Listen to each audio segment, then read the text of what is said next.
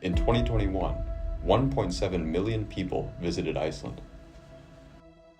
In 2023, that number rose to 2.2 million.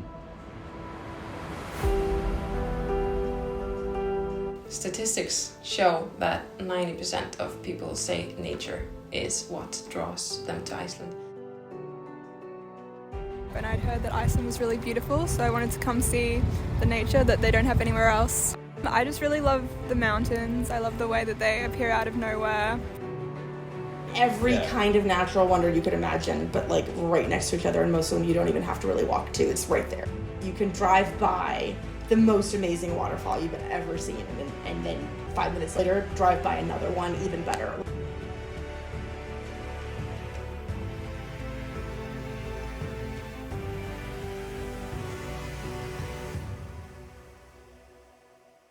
Iceland's natural beauty is thanks to its unique geography and location.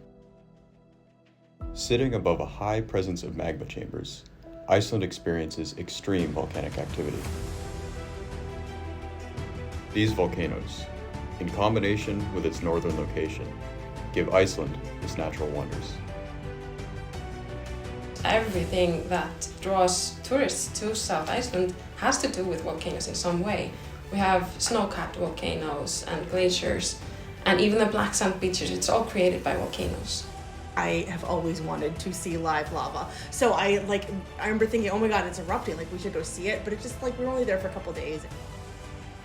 I don't know, just the color of it. Like I still think of the videos don't do it justice. Like seeing it in person, the light and the deep, rich color is something you never, video can't capture it. Yeah. It's kind of one of those, you had to be there.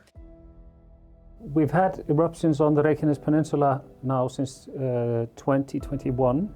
The first 3 from 21 to 23 were in the area of Fagradalsfjall. Those were far away from all infrastructure, didn't cause any immediate danger, and they were relatively easily accessible for hikers. We sometimes call them tourist eruptions, even though not everything about them is touristy, but easily accessible. Since November last year, 23, and until now, we've had 6 eruptions close to the town of Grindavik, close to the Blue Lagoon, close to the geothermal power plant at Svartsengi. In order to protect the infrastructure there, we have the need to close the area to general traffic, including tourism. So only responders and the occasional journalist can visit. The ones close to Grindavik now are picturesque, the eruption site itself, but how close it is to infrastructure and the town causes us major problems. I saw a video a week before we left about people being evacuated from the Blue Lagoon, and it was a whole thing when the eruption started. When we got here, that wasn't necessarily the case. We did an ATV tour through the town, which was closed, because it was based there and the guides all lived there. They had sort of a special permit to operate in the closed area. So we were able to do the off-road tour through part of the volcanic zone. We also got to drive through the town on the way there and see some of the earthquake damages and some of the cracks in the houses. It was actually really interesting. We have a team that operates together when eruptions start, and we get the first press release out as soon as possible to avoid misleading information getting out. We struggle with that always at the beginning of the eruption, because the media, they want clicks, so they use clickbait, so they prefer to be overly dramatic, which is damaging for tourism. We never thought about not going because the volcano was erupting, more around if we couldn't go because things were canceled. The current eruptions that have been happening since last December are not tourist eruptions. Like, you can't go watch them, I'm pretty sure. Like, they're not letting people near them. The first thing we always want to tell people is, please don't go up to the volcanic eruptions, because they're so dangerous. There are always those that want to get a little bit closer and do not maybe heed the warnings that are given. We try to provide information about even though they're outside the danger area, we we recommend viewing points, but there are different ways to enjoy this. I am the project manager of the Destination Management Plan for South Iceland, which is essentially a framework towards a sustainable development of tourism in South Iceland.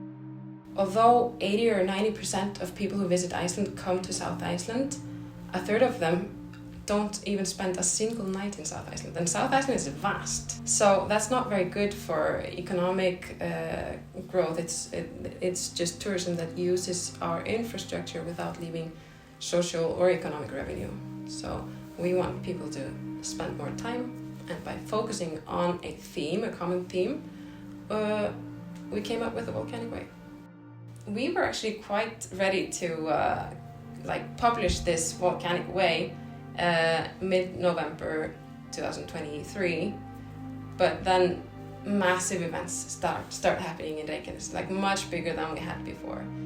And what we did was we stopped thinking about it as a specific road you take.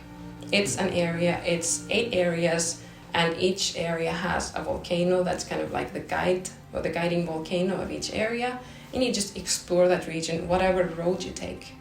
The kind of tourism that only has people zooming in and out and buying it even just from foreign or companies in Reykjavik, that doesn't leave anything for us. So even just choosing to spend longer, stay longer, and interact with locals, you are traveling with a purpose.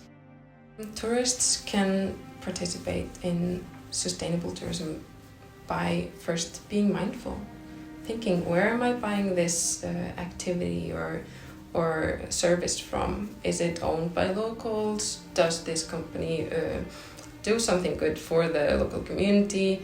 Am I trampling on ground that can't handle tourism?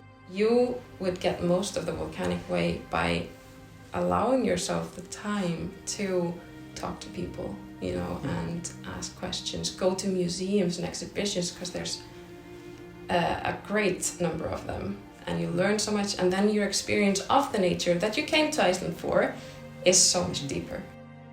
We live with the volcanoes every day, and we see how they can destroy temporarily, but they create so much as well. They create this strange rock formation, but also add volcanic ash spewing over our farmland.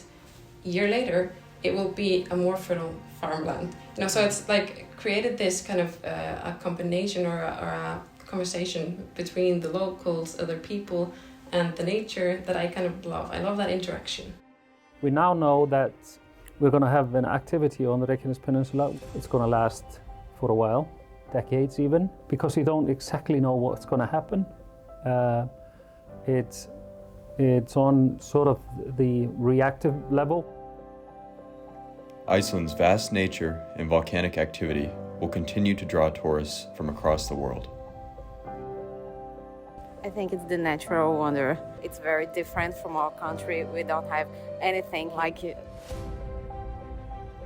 Things like glaciers, moss, the animals. As Iceland's tourism industry continues to evolve, sustainable practices are crucial to support it along the way. Spending time with the local culture and being mindful of your impact benefits both the Icelandic community and your travel experience. Well, the next time you come to Iceland, spend some time, and you will come home and you'll think, I have to come back because this region has so much to offer. It's not a fast-paced mass tourism region, it's so much more than that.